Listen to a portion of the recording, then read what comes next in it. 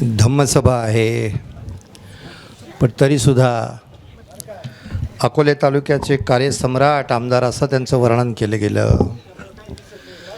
आणि एखाद्या सभेमध्ये किंवा एखाद्या मैफिलमध्ये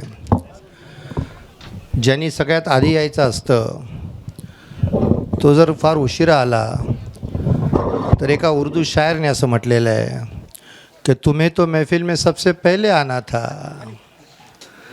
लोग क्या कहेंगे शमा परवानों के बाद आई.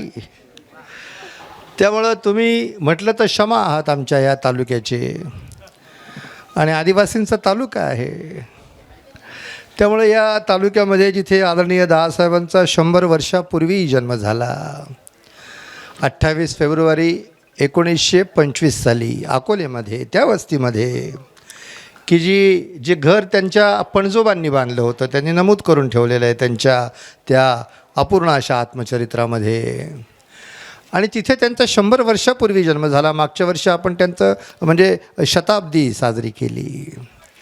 आणि आदरणीय सुशीलाबाई म्हणजे जसं आता एक मागच्या वर्षी दिल्लीमध्ये जेव्हा मराठी साहित्य संमेलन झालं डॉक्टर आनंदजी, तर त्या ज्या तारा भावाळकर आहेत त्यांनी असं त्या 98 जे साहित्य संमेलन तर त्यांनी 98 नाही म्हटलं, त्यांनी म्हटलं 100ला 2 कमी. आणि ते असं म्हणतात की गावी असंच आम्ही मोजतो. तसं आमच्या आईचं आजचं वजन आहे म्हणजे वय आहे 100ला 6 कमी. त्यामुळे त्या 94 वर्षाच्या आहेत. आणि जेव्हा त्या म्हणजे त्यांचा जन्म 32 साली मुंबईला झाला. त्यांचं खिरविरे गाव आहे, आपण सगळे जाणतात ते गाव कसं आहे. आणि मग 12व्या वर्षी जेव्हा त्यांचं लग्न झालं मुंबईमध्ये त्या बेलासिस रोडच्या त्या मुंबई सेंट्रलच्या चाळींमध्ये बाबासाहेबांचेच एक लेफ्टनंट दहिवेलकर बुवा त्यांनी लग्न लावलेलं. आणि आमचे वडील पण काय 21 वर्षाचे असं लग्न झालं. आणि मग तो त्यांचा प्रवास सुरू झालेला आहे. तो प्रवास फार प्रदीर्घ असा प्रवास होता. असा प्रदीर्घ प्रवास करणारी माणसं, असा प्रबुद्ध प्रवास करणारी माणसं, असा प्रगल्भ प्रवास करणारी माणसं त्यांचा वारसा आम्हाला लाभलेला असल्यामुळं to cut a long story short आपल्या सगळ्यांच्याबद्दल मी अनेक काही गोष्टी बोलू शकतो. परंतु खास करून डॉक्टर रावसाहेब कसबे आमच्या आईंचा असा आग्रह होता की बाबा ते आज येणार आहेत का नाही आणि ते सुद्धा म्हणजे कुसुमताईंच्या बरोबर येत आहेत का नाही येत आहेत. त्यामुळे त्या तशा आलेल्या आहेत. आणि डॉक्टर रावसाहेब कसबेंच्याबद्दल मी तासनतास बोलू शकतो, अनेक दिवस बोलू शकतो. पण पुन्हा एकदा to cut a long story short 2-2.5 हजार वर्षापूर्वी जेव्हा ॲरिस्टॉटल होता किंवा प्लेटो होता किंवा सॉक्रेटिस होता तेव्हा तो कसा असेल आम्हाला माहीत नाही. पण जर आम्हाला कोणी विचारलं की सॉक्रेटिस कसा असतो, प्लेटो कसा असतो, ॲरिस्टॉटल कसा असतो, तर आम्ही असं म्हणतो की तो डॉक्टर रावसाहेब कसबेंच्या सारखा असतो. असे ज्याला म्हणजे अ ग्रेट फिलॉसॉफर. आणि मी तर असं म्हणते की बाबासाहेबांच्या चळवळीचा एक ज्याला मानबिंदू म्हणतात असे डॉक्टर रावसाहेब कसबे या ठिकाणी आले. आणि त्यांच्याबरोबर there are 4 doctors in row. The next doctor is doctor Kiran Lahamate. Is a practising doctor. He was a practising doctor. Now he becomes a social doctor और अ सोशल इंजिनिअरिंग. त्यामुळं त्यांचं पण सुद्धा प्रवास असा फार म्हणजे फार फार फार प्रभावी झालेला आहे. आणि is providing a very different leadership to our taluka मी तर म्हणेन. आणि खास करून आदिवासी समाजासाठी मी म्हणेन, कारण की अनेक प्रश्न असे आहेत की ते फार गहन होत जातात. आणि जेव्हा if you have good leaders then the issues become very simple. जे तिसरे डॉक्टर ते डॉक्टर आनंद देवडेकर, त्यांच्याबद्दलसुद्धा मी इतकं भरून बोलू शकतो. पण बुद्ध धम्मावरती कसं बोलावं, बाबासाहेबांच्यावरती कसं बोलावं, सद्दम ही काय चीज आहे आणि बाबासाहेबांच्या अनुयायींनी कुठल्या दिशेनं प्रवास केला पाहिजे हे जर कुणाला जाणून घ्यायचं असेल तर मग त्यांनी डॉक्टर आनंद देवडेकरांना ऐकलं पाहिजे आणि त्यांचं लिखाण वाचलं पाहिजे. सद्दम पत्रिकेमध्ये त्यांनी अनेक वर्ष लिखाण केलेलं आहे. आणि जे चौथे डॉक्टर अजित नवले कॉम्रेड काही दिवसांच्या पूर्वी मागच्या वर्षीसुद्धा मोठा मोर्चा जेव्हा नाशिककडून मुंबईकडे यायला लागला, मुंबईचे लोक फार हैराण झाले होते. The rich people way very disturb की अरे हे सगळे आता मुंबईमध्ये येणार आहे, मुंबई शहराचं काय होणार आहे. आणि काही आमच्या दोस्तांनी आम्हाला विचारलं की अरे हे आज का इतका मोठा मोर्चा आहे, वेगवेगळे लोक, त्याच्यामध्ये पण एक समोर आहे ना असा फार लहान माणूस दिसतो, लहान चणीचा माणूस दिसतो, असा एकाने शब्द वापरला. आणि माझं त्याला असं सांगणं होतं, अरे बाबा त्याची जरी लहान चणी असली तरी तो भल्या भल्यांची कणी कापू शकतो असा माणूस आहे. मागच्या काही दिवसांच्या पूर्वी तुम्ही मुंबईकडे आले आणि आधीच मुख्यमंत्री म्हटले की बाबा तुम्ही येऊ नका, तुम्ही परत सगळं एव्हरीथिंग इज ॲक्सेप्टेड, ॲग्रीड. आणि पुन्हा काल परवा ते राजूरकडून नगरच्या दिशेने गेले आणि तिथंही त्यांना सांगण्यात आलं की बाबा ऑल ओके. त्यामुळे तुम्ही फार प्रभावी अशी माणसं आहात. आणि या चौघांच्याबद्दल मी एक एक शब्द बोलतो आणि थांबतो, कारण की आपल्याला सगळ्यांना आम्हाला ऐकायचं आहे. फर्स्ट आणि फॉरमोस्ट बाबूराव निकाळे. जेव्हा 84 साली मला सनद मिळाली आणि आम्ही त्या गिरगावच्या कोर्टामध्ये जायचो किंवा आणखीन कुठल्या कुठल्या कोर्टामध्ये जायचो, आमच्या वडिलांचा आग्रह होता की प्रॅक्टिस केलीच पाहिजे. आणि त्यांनी तर मी आणि बाबूजी असे आम्ही 2 पार्टनर आणि आणखीन आम्हाला एक तिसरा सिनियर पार्टनर जोडून दिला होता, ॲडव्होकेट काकासाहेब आळेकर. आणि पाट्या वगैरे लावून मोठा कार्यक्रम केला होता. आणि जेव्हा त्या मॅजिस्ट्रेटच्या कोर्टामध्ये आम्ही जायचो तेव्हा त्या मॅजिस्ट्रेटच्या बरोबर आम्हाला फार भीती वाटायची सुरुवातीला. आम्ही फार तरुण वकील होतो तेव्हा ते तिथे what is called judicial clerk असे ते तिथे बसलेले असायचे आणि ते आम्हाला जे गायडन्स द्यायचे तो गायडन्स आम्हाला आजपर्यंत पुरलेला आहे. आणि ही इज अ पर्सन की ते आमच्या चळवळीमध्ये, आपल्या तालुक्यामध्ये आणि आमच्या त्या म्हणजे विक्रोळी असेल त्या ठिकाणी सुद्धा त्यांचं जे काम आहे ते फार अत्यंत म्हणजे it is most laudable work, we salute you.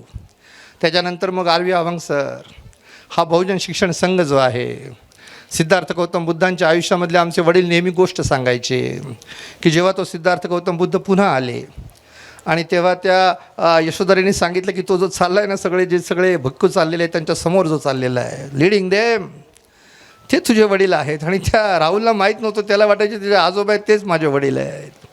तेव्हा तो त्या बुद्धांच्यापर्यंत गेले आणि त्या बुद्धाचं चिवर त्यांनी असं धरलं आणि ओढलं आणि म्हटलं की बाबा मी तुमचा मुलगा आहे, तुम्ही माझे वडील आहात, मला तुमचा वारसा दिला पाहिजे. तेव्हा सिद्धार्थ गौतम बुद्धांनी असं म्हटलं की अरे राहुल, माझा धम्म हाच माझा वारसा, त्याच्याशिवाय माझ्याकडे दुसरा कुठला वारसाच नाही आणि तू घेत असेल तर मी देतो. आणि तो हो म्हटला आणि त्यांनी दिला. आणि जर आमच्या वडिलांच्याबद्दल बोलायचं असेल तर ते असं म्हटलं, जर आम्ही त्यांना म्हटलं, मी म्हटलं, आमच्या बंधूंनी म्हटलं, उत्कर्षांनी म्हटलं, आमच्या सगळ्या कुटुंबियांनी म्हटलं की बाबा आम्हाला वारसा मिळाला पाहिजे ना तुमचा. आणि जर आम्ही आमच्या वडिलांकडे आमचा वारसा मागितला की बाबा तुमचा वारसा आमच्याकडे आला पाहिजे, तर त्यांचं उत्तर आम्हाला असं सांगायचं की बाबा माझा बहुजन शिक्षण संघ हाच माझा वारसा. त्यामुळं त्यांनी असं सांगितलं की माझा धम्म हाच माझा वारसा. आमचे वडील सांगायचे माझा संघ हाच माझा वारसा. त्यामुळे त्या संघामध्ये जे आर.व्ही. अभंग सर आहेत, अनेक संघाचे इथे धुरीण या ठिकाणी आहेत, संग्रामजी आहे ट्रस्टी, एम.डी. सोनवणे सर आहेत ट्रस्टी, इतर सगळे लोक आहेत, एडके सर आहेत आमचे एक्झिक्युटिव्ह रजिस्ट्रार. त्यामुळं त्या आर.व्ही. अभंग सरांचा प्रदीर्घ सहवास आमच्या वडिलांना, आमच्या बंधूंना पण लाभला, तुम्ही सांगितलं आता. आणि नंतर मग आदरणीय त्रिभुवन की ते सुद्धा म्हणजे इतकं आगळं वेगळं काम केलेलं आहे, खास करून त्या कलावंतांच्या बाबतीमध्ये. मगाशी जेव्हा ते सगळे संबळ वाजवत होते, जबरदस्त संबळ वाजवत होते, जबरदस्त वादक होते, म्हणजे ऐकण्यासारखं होतं. बरेच लोक मला म्हटले की फार वर्षांनी असं आम्हाला ऐकायला आलं असं संबळ किंवा अशी सनई. आणि ज्या लेझिम होतं, असं वाटत होतं की मिरवणूक चालूच राहावी, परंतु मग धम्मसभा आपली थोडीशी खोळंबून राहिली असती.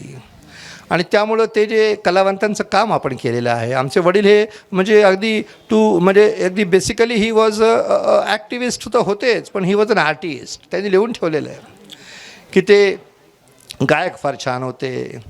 ते हे जे संबळ आहे, हे संबळ वाद्य वाजवण्यामध्ये त्यांचा फार मोठा हातखंडा होता. आणि भाषणामध्ये पण ते डंगणांग मचाळांग असं जे काही शब्द वापरायचे, तो त्या संबळ वाजवण्याचा एक त्याचा लय आहे किंवा सूर आहे, तो ज्यांना माहिती आहे त्यांना. असे आपण आहात. आणि तिसरे म्हणजे आदरणीय सुरेशजी रोकडे की गेले अनेक वर्ष ते धम्मयात्रा कमिटीचं काम करत आहेत आणि या धम्माच्या कामामध्ये त्यांनी फार मोठा सहभाग दिलेला आहे. आपल्या सगळ्यांच्या वतीनं मी तुम्हाला चौघांना आदरपूर्वक जय भीम करतो. आदरणीय भंते नागघोष असतील, आदरणीय भंते प्रियदर्शी असतील, तुमच्याप्रती पण माझी जी आदराची आभाराची भावना आहे. आणि थांबताना मी फक्त एवढंच म्हणतो की बाबासाहेबांची जी अनेक भाषणं आहेत, त्या भाषणाला त्यांच्या हयातीमध्ये जेव्हा प्रसिद्धी मिळाली तेव्हा त्या भाषणांना काही ना काही टायटल दिलेलं आहे. एक फार जुनं त्यांचं प्रसिद्ध भाषण आहे 24 साली बार्शीमध्ये. त्या भाषणाला टायटल देण्यात आलं की देशांतर, नामांतर की धर्मांतर, असं बाबासाहेबांनी भाषणामध्ये बोललं होतं. त्यामुळे ते टायटल आलं त्या भाषणाला. 1935 साली बाबासाहेब जाणार होते त्या लाहोरला जातपात तोडक मंडळाला, आणि त्यांनी लिखित भाषण तयार केलं. आणि भाषण इतकं स्फोटक होतं की त्या लोकांनी भाषणच रद्द करून टाकलं. आणि बदला म्हटले, बाबासाहेब म्हटले बदला काय, एक शब्द काय, एक ओळ काय, एक चॅप्टर काय, अरे याचा मी एक कॉमासुद्धा बदलणार नाही. आणि त्यांनी तो बदलला नाही. आणि नंतर तो त्यांनी छापलं ते भाषण. त्याला त्यांनी स्वतःच नाव दिलं ॲनिहिलेशन ऑफ कास्ट. गाजलेलं भाषण आहे. ते तिसरं आणखीन एक भाषण मला आज आठवतं, ते म्हणजे 1936 साली जेव्हा 31 मेला ते मुंबईमध्ये होते. त्या मुंबईच्या त्या 31 मेच्या भाषणाला त्यांनी प्रदीर्घ भाषण केलं. फार प्रसिद्ध भाषण आहे. त्या भाषणाला नाव देण्यात आलं मुक्ती कोण पथे, विच वे लिबरेशन. कुठल्या दिशेनं गेलं तर तुम्ही लिबरेट होणार आहात. आणि जे चौथं भाषण, शेवटचं, म्हणजे त्या दीक्षाभूमीवरती त्यांनी प्रदीर्घ भाषण केलं. 14 तारखेला ते म्हणजे ही कन्वर्टेड टू बुद्धिझम. आणि 15 तारखेला प्रदीर्घ भाषण त्याच ठिकाणी त्यांनी केलं.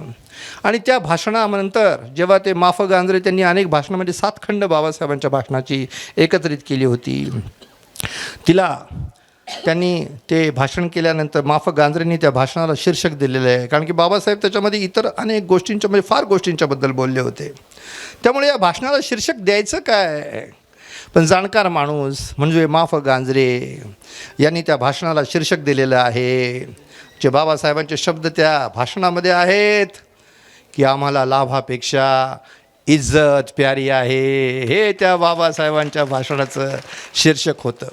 आणि बाबासाहेबांचा अख्खा जन्म, बाबासाहेबांचा अख्खा संघर्ष, बाबासाहेबांचं सगळं मिशन, याचं जर एका वाक्यामध्ये वर्णन करायचं असेल, किंवा आमच्या सगळ्यांच्या आयुष्याचा जो प्रवास आहे सगळ्यांचा, दादासाहेब असतील, बाबूजी असतील, आपण सगळे असू, या आपल्या सगळ्यांच्या प्रवासाचं जर वर्णन करायचं असेल तर ते एका ह्या वाक्यामध्ये, ह्या शब्दामध्ये फक्त करता येतं की आम्हाला लाभापेक्षा इज्जत प्यारी आहे. असं इज्जत प्यारी असणारी आपण सगळ्या माणसं असल्यामुळं ही जी धम्मयात्रा आहे, जेव्हा सिद्धार्थ गौतम बुद्धांनी त्या पाच पंचवर्गीय भिक्खूंना म्हणजे धम्म देसना दिली, धम्मचक्र प्रवर्तन तर केलं, आणि मग त्यांना ते असं म्हटलं की ये ही भिक्कवे भिक्खून या. आणि त्या 5 भिक्खूंना सांगितलं की चरत भिक्कवे चारिकं बहुजन हिताय बहुजन सुखाय, तुम्ही चालत राहा. त्या दिवसापासून धम्मयात्रा सुरू झाली. ही तर 62 वर्षापूर्वीची आहे, पण खरी धम्मयात्रा तेव्हाच सुरू झालेली आहे. ती आपण आज पण जारी ठेवलेली आहे. अशी ती जारी ठेवणं म्हणजे बाबासाहेबांना आपण अभिवादन करतो, दादासाहेबांना आपण अभिवादन करतो.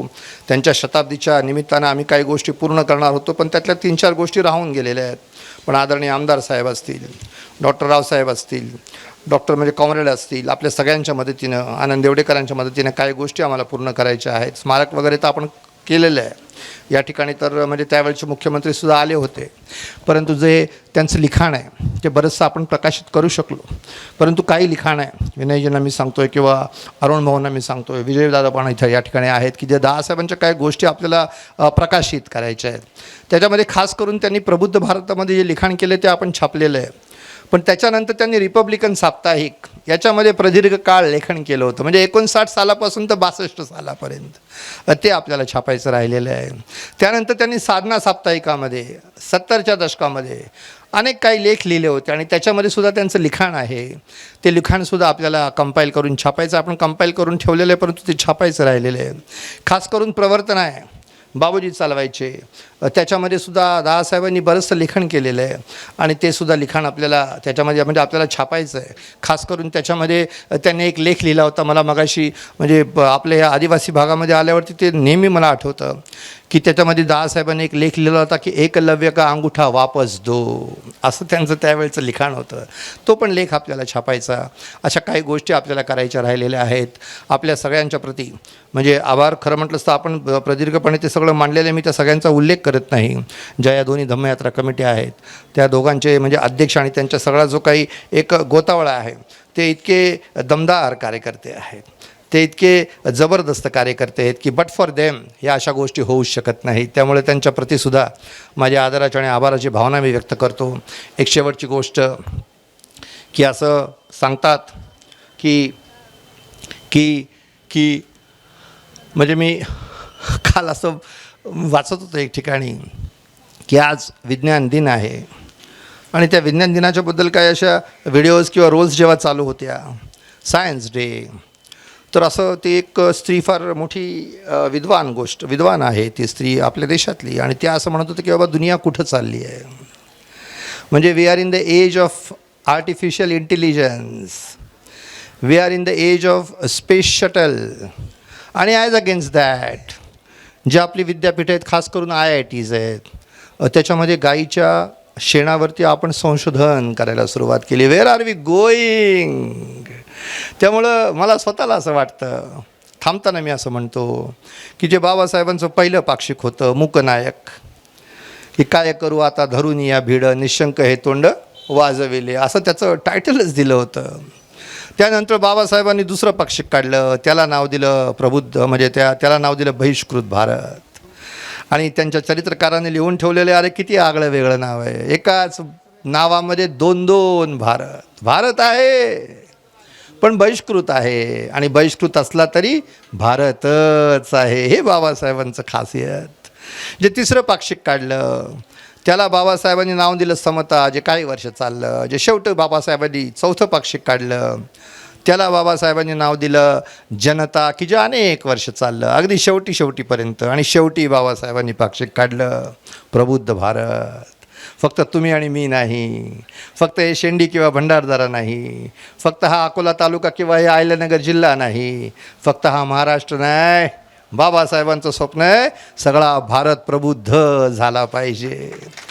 आणि आमचे वडील एका भाषणामध्ये ते असं बोलून गेले की अरे भारत प्रबुद्ध होण्याकडेच चाललेलं आहे का भारत निर्बुद्धतेकडे पुन्हा वळवला जात आहे? निर्बुद्ध भारताकडे चाललो आहे का प्रबुद्ध भारताकडे चाललो आहे?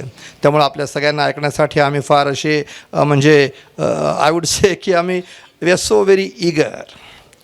डॉक्टर आनंद तेवडेकरांना ऐकण्यासाठी, डॉक्टर अजित नवलेंना ऐकण्यासाठी, डॉक्टर रावसाहेब कसबेंचं भाष्य होणार आहे, आदरणीय डॉक्टर लहामटेंचं भाष्य होणार आहे. एक नेहमी आपले पंतप्रधान सांगतात, सगळ्या पक्षाचे लोक या ठिकाणी असल्यामुळं खरं म्हटलं असतं to criticise anyone is not a proper decorum, योग्य ठरणार नाही आहे. पण तरीसुद्धा without touching any politician, without touching any political party, without touching any political ideology, आपल्या देशाचे पंतप्रधान नरेंद्र मोदी, तुम्ही म्हणाल की बाबा आपले पंतप्रधान का नाही म्हणत, पण तसं म्हणणं जरा अवघड आहे. पण आपले पंतप्रधान असले तरी देश तर आपला आहे. We are Indians first and Indians last. तर आपल्या देशाचे पंतप्रधान सगळीकडे असं म्हणतात की न्यू इंडिया शब्द वापरतात. Nothing wrong. जसं नेहरूंनी डिस्कवरी ऑफ इंडिया म्हणत ते नवीन भारताकडे निघाले होते, आधुनिक भारताकडे निघाले होते. आत्ताचे पंतप्रधान शब्द वापरतात न्यू इंडिया. आणि आमचं डॉक्टर अजित नवले साहेब असं सारखं म्हणणं असतं की आम्हाला ओल्ड इंडिया नको, आम्हाला न्यू इंडिया नको. मग आपल्या सगळ्यांना विचारतील अरे बाबा तुम्हाला ओल्ड इंडिया नको, तुम्हाला न्यू इंडिया नको, मग तुम्हाला काय पाहिजे? तर आमचं सगळ्यांचं म्हणणं असं असतं की आम्हाला ओल्ड इंडिया नको, आम्हाला न्यू इंडिया नको, आम्हाला बाबासाहेबांची ब्ल्यू इंडिया पाहिजे. अशा ब्ल्यू इंडियासाठी ही धम्मयात्रा, अशा या ब्ल्यू इंडियासाठी दादासाहेबांचा प्रवास आहे. त्या धम्मयात्रेला त्या दादासाहेबांना मी आपल्या सगळ्यांच्या वतीने अभिवादन करतो. सिद्धार्थ गौतम बुद्ध आणि त्यांचा धम्म आणि बाबासाहेब आणि त्यांचं संविधान याला आदरपूर्वक जय भीम करतो आणि आपली रजा घेतो. जय भीम. साई दृष्टी नेत्रसेवा चष्माघर अकोले शहरातील सर्व अत्याधुनिक सुविधा उपलब्ध असलेले एकमेव अद्ययावत शोरूम म्हणजेच साई दृष्टी नेत्रसेवा चष्माघर. आमच्याकडे Titan, Fastrack, Puma, Oakley, Velocity, CK, Rayban, ID, Vogue, Police, Stepper, Scott, Carrera, Tommy Hilfiger, Killer, Crizal, Zeiss, Prime, Bronzer, Yash, Bausch and Lomb, Johnson and Johnson, Alcon आदी कंपन्यांच्या फ्रेम्स, सनग्लासेस, लेन्सेस व contact lenses योग्य दरात उपलब्ध. तसेच Titan company लेन्सेसचे एकमेव अधिकृत विक्रेते. आता अकोल्यात प्रथमच ऑटो मशीनद्वारे चष्म्याची रोबोटिक फिटिंग. प्रोग्रेसिव्ह चष्म्यासाठी डोळ्यांचे व चष्म्याचे अचूक मोजमाप करण्यासाठी जाईस कंपनीचे सॉफ्टवेअर असलेला ॲपल कंपनीचा टॅब. तज्ज्ञ ऑप्टोमेट्रिस्टकडून कॉम्प्युटरद्वारे डोळ्यांची मोफत तपासणी, डोळ्यांची मायक्रोस्कोपिक तपासणी, काच बिंदूचे अचूक निदान करण्यासाठी डिजिटल टोनोपेनद्वारे डोळ्यांचे इंट्राऑक्युलर प्रेशर मोजणे, पॅकीमीटरद्वारे बुबुळाची जाडी मोजणे, कॉन्टॅक्ट लेन्सेसच्या अचूकतेसाठी कॅरेटोमीटरद्वारे बुबुळाचं मोजमाप करणे आदी अत्याधुनिक सुविधा उपलब्ध असलेले अकोले शहरातील एकमेव चष्माघर. आपल्या अनमोल डोळ्यांच्या समस्येसाठी बिर्ला आय हॉस्पिटल नाशिक यांच्या माध्यमातून तज्ज्ञ डॉक्टर दर गुरुवारी सकाळी 10:30 ते 3:30 पर्यंत साई दृष्टी नेत्रसेवा चष्माघर इथे उपलब्ध राहतील. आमचा पत्ता साई दृष्टी नेत्रसेवा चष्माघर, अकोले बसस्थानकाच्या मागील बाजूस, जय महाराष्ट्र हॉटेलच्या पाठीमागे, अकोले, तालुका अकोले, जिल्हा अहमदनगर. संपर्क 91 36 52 93 93.